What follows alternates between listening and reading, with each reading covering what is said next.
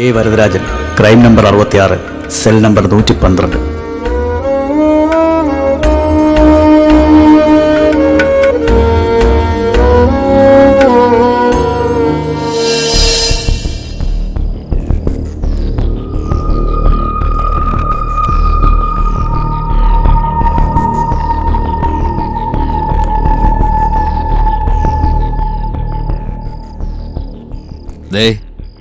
ഒരു കാര്യം ഞാൻ പറഞ്ഞേക്കാം. ഇവൻ എങ്ങനെ ചത്തു, എന്തുകൊണ്ട് ചത്തു, ചാവിന് പിന്നിലെ സംഗതി പഴമാണോ തൊലിയാണോ എന്നൊക്കെ അന്വേഷിക്കാൻ പലരും വരും. ആരോടെങ്കിലും എന്തെങ്കിലും പറഞ്ഞു എന്ന് അറിഞ്ഞാ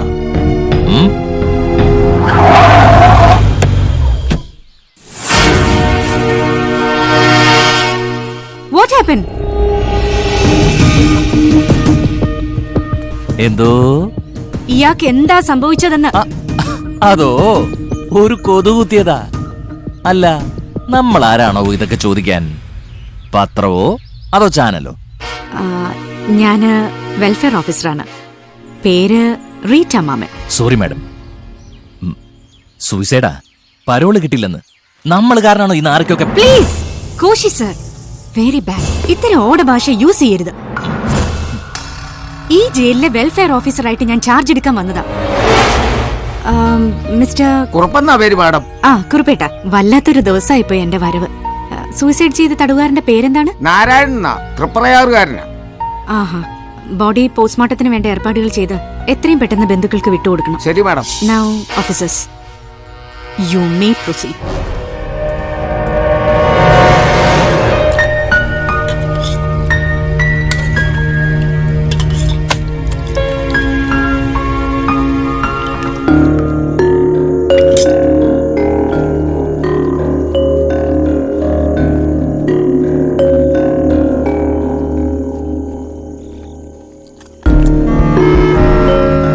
ചോക്കളിങ്കിട്ടിന്റെ ചായകട ഇന്നും തുറന്നില്ല.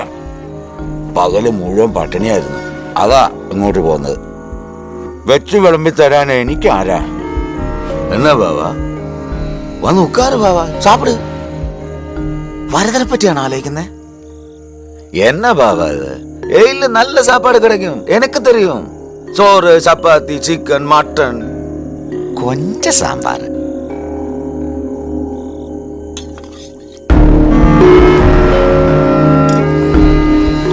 വണ്ടിപ്പേട്ടയില് സെൽവരാജനോട് ചോദിക്കുക നമ്മുടെ കല്യാണം എന്നാണെന്ന്. കല്യാണോ? എന്ന ബാവ ഒന്നും അറിയാത്തവളെ പോലെ. വരദനും ഞാനും ഒരേ മനസ്സും ഒരേ ഉயிருമായി ജീവിച്ചവരാ. ഇപ്പോ വരദനില്ല, അതുകൊണ്ട് തന്നെ ചാൻസ് എന്റേതാ. നീ എന്റെ കൂടെ പോരടി. നിനക്ക് എന്താ വേണ്ടത്? സാരി, പൊട്ട്, കിട്ട്, സ്വർണം എല്ലാം വാങ്ങിത്തരാം. നോക്കടി, നോക്ക്. കാശി നിറയെ, പിന്നെ കുട്ടി. അതൊരു പ്രശ്നമല്ല. മസാല ദോശയുടെ കൂടെ ഒരു വട. അതവിടെ കിടക്കട്ടെ.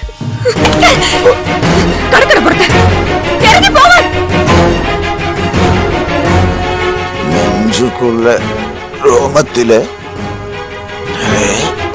ചോറ്, സാമ്പാർ. നീ എന്റെ കൂടെ തന്നെ കിടക്കും.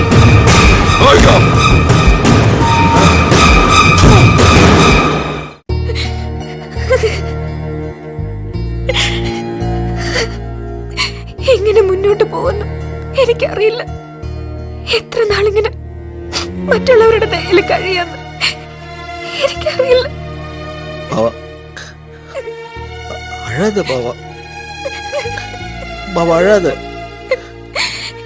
எதுக்கு கடவுள் நம்மோட இந்த மாதிரி? கண்ணா, பாரு அப்பாவை பாரு, பாரு. அவனோட உடுப்பு எனக்கு தாபாவா. அது என்னோட பக்கத்தில் இருக்கும் போல், அவன் என் கூட இருக்கும் போல. உடுப்பு கொடுக்கணும்.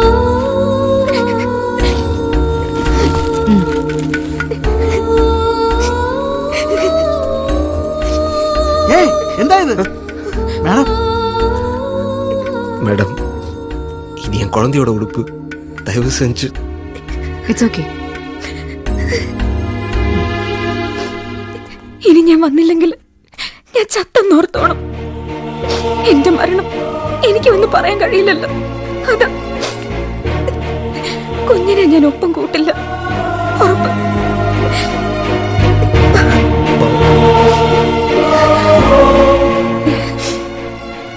ഒന്നുകൂടി, ചാവു മുമ്പ് ഒരാളെ ഞാൻ കൊല്ലും.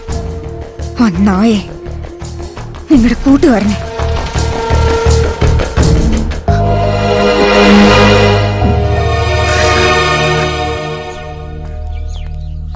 അല്ല, മാഡം എന്താ ഇവിടെ വന്ന് നിൽക്കുന്നത്? അത് ഒറ്റയ്ക്ക്. ഈ സെല്ലിന്റെ അടുത്തേക്ക് ആരും വരാറില്ല. ഇതിനകത്ത് പ്രേതം ഉണ്ടെന്നാ പറയുന്നത്. പ്രേതോ? ഓ, അതൊരു പഴയ കഥ. 10-17 കൊല്ലം മുമ്പ് അഴിമതി കേസിൽ ശിക്ഷിക്കപ്പെട്ട ഒരു തഹശീൽദാര അവസാനമായിട്ട് ഈ സെല്ലിൽ കിടന്നു. അതും ഒരു തെറ്റും ചെയ്യാത്തൊരു പാവം. ആരോ കുടിക്കതാ. ശിക്ഷ മേൽക്കോടതിയും ശരിവെച്ചു.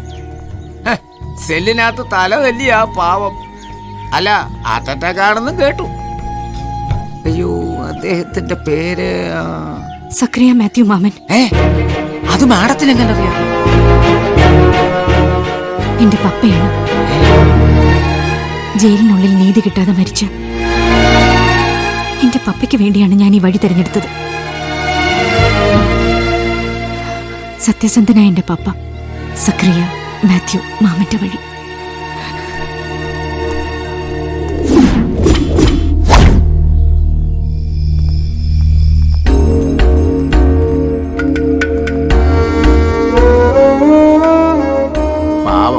അവന്റെ കുഞ്ഞിന്റെ ഉടുപ്പും കെട്ടിപ്പിടിച്ചോണ്ടാ കിടക്കുന്നത്. ഒരു കുഞ്ഞുടുപ്പല്ലേ, അതാ ഞാൻ സമ്മതിച്ചത്. നിയമം അനുവദിക്കുന്നില്ലെങ്കിലും നമ്മളൊക്കെ മനുഷ്യരല്ലേ കുറിപ്പേട്ട? അതെ മാഡം.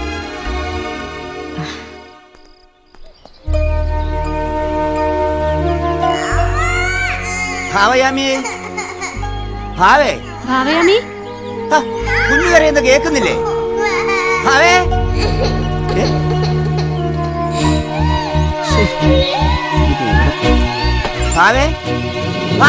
അന്ന് സന്ധ്യയ്ക്ക് കൂടി ഞാൻ ചെന്ന് കണ്ടതാ ഭാവയാമിയെ. ആവശ്യമില്ലാത്ത ഒന്നും ചിന്തിക്കരുതെന്നും പറഞ്ഞതാ. പക്ഷേ ഇതിനെല്ലാത്തിനും കാരണം അവനാ, ആ ചെകുത്താൻ സഞ്ജയൻ. ഭാവയാമി മരിച്ച അന്ന് രാത്രി സഞ്ജയൻ അവിടെ നിന്ന് ഇറങ്ങി പോകുന്നത് കണ്ടവരുണ്ട്. ആരും പുറമേ ഒന്നും പറയില്ല. എല്ലാവർക്കും പേടിയാവനെ. എന്റെ കുഞ്ഞ് എന്റെ വീട്ടിലുണ്ട്. നിനക്കറിയാലോ വരദ, പവിഴത്തിന്റെ സ്വഭാവം. സാരമില്ല, ഞാൻ നോക്കിക്കോളാം. എന്നാ എന്റെ കുഞ്ഞിനെ ഒട്ടും നോക്കാൻ പറ്റാത്ത അവസ്ഥ വന്നാൽ എന്നെ അറിയിക്കണം.